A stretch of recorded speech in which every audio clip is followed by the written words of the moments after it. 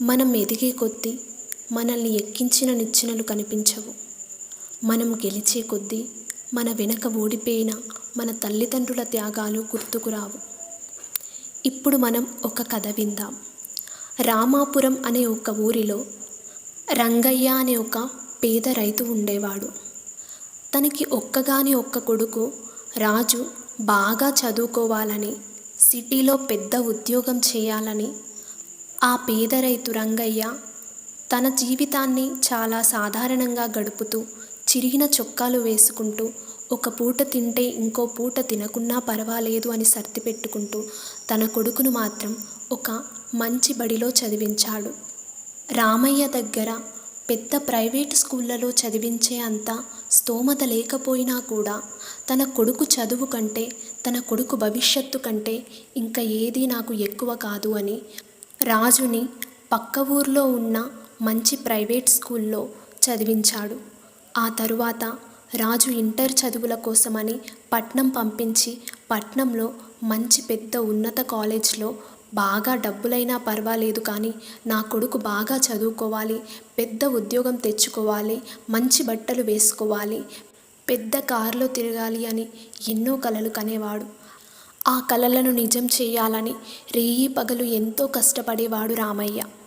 తండ్రి కలలు కన్న విధంగానే కొడుకు బాగా చదువుకున్నాడు. మంచి ఉద్యోగం వచ్చింది. పెద్ద కంపెనీలో పెద్ద ప్యాకేజీతో హైదరాబాదులో టీసీఎస్లో సాఫ్ట్వేర్ ఇంజనీర్గా జాబ్ వచ్చింది రాజుకి. రాజు బాగా సక్సెస్ అయ్యాడు. కానీ ఒక్క విషయం మర్చిపోయాడు. తను వాడుతున్న ఐఫోన్ వెనక వాళ్ళ నాన్న అమ్ముకున్న ఎకరం పొలం ఉందని. సంక్రాంతి పండగ సెలవులకని రాజు ఇంటికొచ్చాడు. వర్క్ ఫ్రమ్ హోమ్ బిజీలో రాజు ఉన్నాడు. ఆ టైంలో కొడుకు బాగా కష్టపడుతున్నాడు, వానికి దాహంగా ఉందేమో అని రామయ్య మంచినీళ్లు తీసుకుని రాజు దగ్గరికి వెళ్తాడు.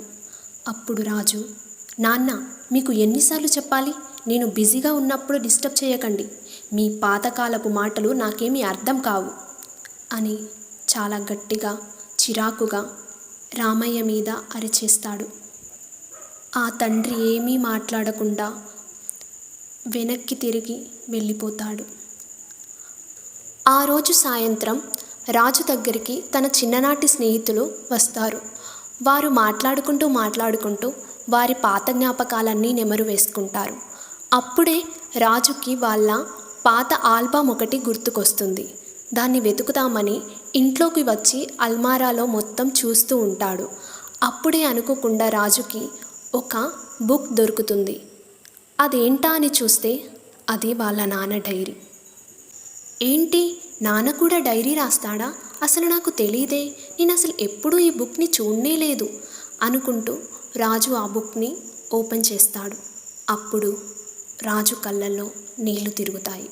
ఎందుకంటే అందులో ఇలా ఉంది: ఈరోజు నాకు కొడుకు పుట్టాడు, వీణ్ణి ఎలా అయినా బాగా చదివించాలి, మంచి పెద్ద ప్రయోజకుణ్ణి చేయాలి, నాలా మాత్రం అస్సలు అవ్వకూడదు.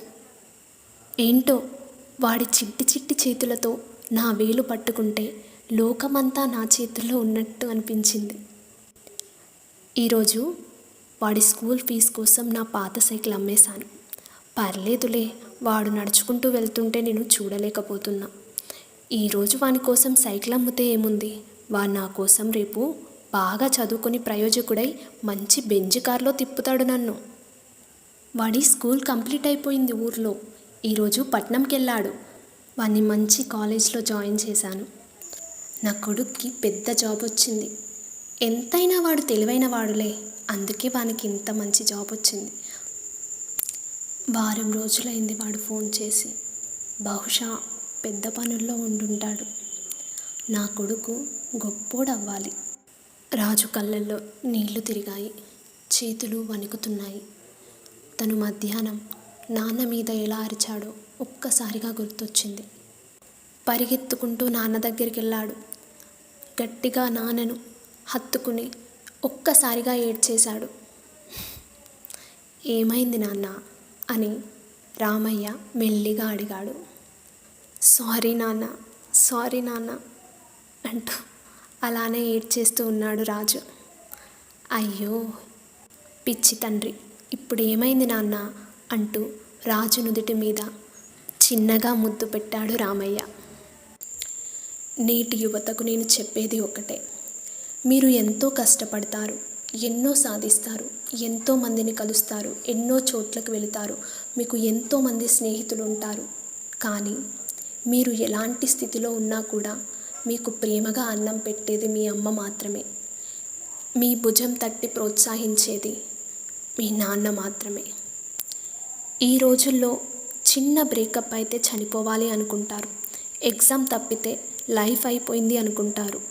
మిత్రమా, నీ ప్రాణం నీది మాత్రమే కాదు, నీ మీద ఎన్నో ఆశలు పెట్టుకున్న నీ తల్లిదండ్రులది కూడా.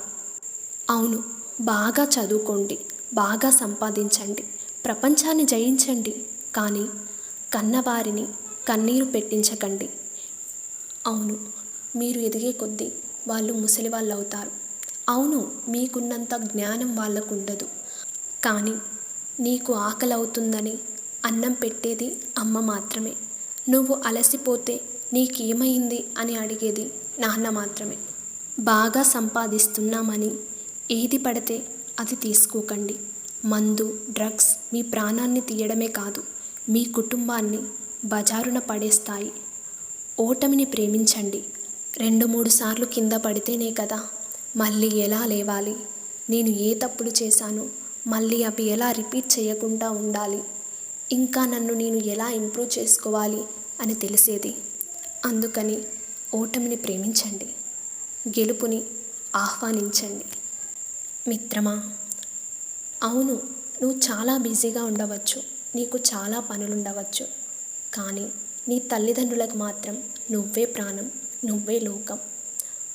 రోజులో ఒక్క అర్ధగంట నీది కాదనుకో. నువ్వు మీ ఇంటికి దూరంగా ఉన్నావా? ఒక్క 5 నిమిషాలు మీ నాన్నకి ఫోన్ చేసి మాట్లాడు. ఇంట్లోనే ఉంటే వెళ్ళు, మీ నాన్న పక్కన కూర్చో, మీ అమ్మ చేసిన వంట తింటూ కబుర్లు చెప్పు. రేపు అనేది ఎలా ఉంటుందో ఎవ్వరికీ తెలీదు. ఉన్నప్పుడే ప్రేమించుకుందాం.